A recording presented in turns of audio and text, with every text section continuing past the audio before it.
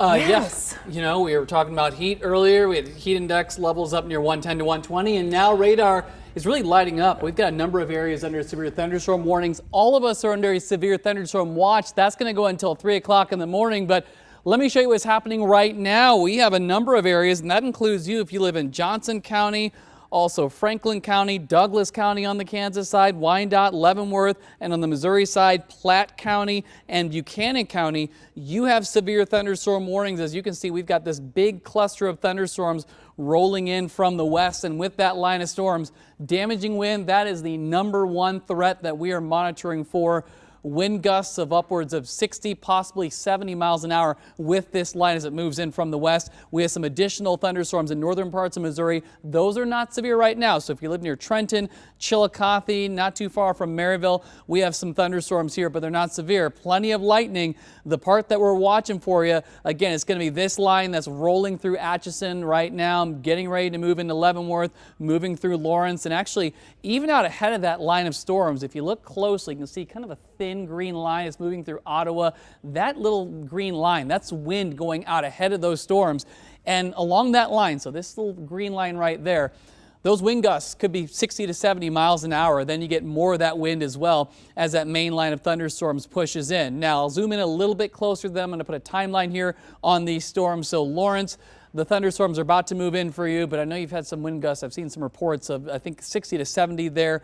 Also near Tonganoxie, I saw a report of a wind gust near 70 miles an hour. Approaching Leavenworth, this line is getting ready to roll in. Atchison, you're seeing a stronger part of this line of thunderstorms. Nearly 800 strikes here coming from these storms that are now moving towards the east. And this line is moving pretty quickly at about 55 miles an hour. So I'm going to put a track on all of this. And as usual, I put it just a little bit ahead of the line, just to give you a little bit of extra time there, a bunch of extra headway before those storms come in. So moving towards Fairmount at 10:23. So that's within just a few minutes for you. Eudora at 10:25. So about 5 minutes from right now. Near Platte City at 10:27. So 7 more minutes and this line will move in. The wind will pick up again, gusts upwards of 60, possibly 70 miles an hour possibility. Baldwin City at 10:28 there, so that's about 8 minutes. And I'll go ahead and switch the mode on radar here over towards the wind. So you're going to see some of that bright green showing up there just to the west of Leavenworth, west of Lansing,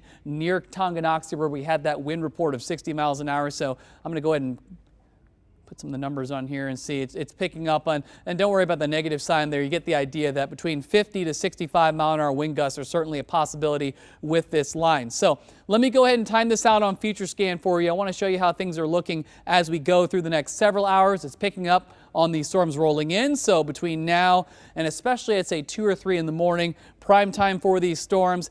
After about 4 or 5, the storms do start to wrap up, and that should set us up for a drier day tomorrow, and it won't be quite as hot. 9-day forecast shows it'll still be hot, but not as hot as it's been the last several days. Instead of being in the middle 90s, we're going to be in the lower 90s. The heat index still could be near 105, especially south of the metro. That's why it's an impact day and not an alert day.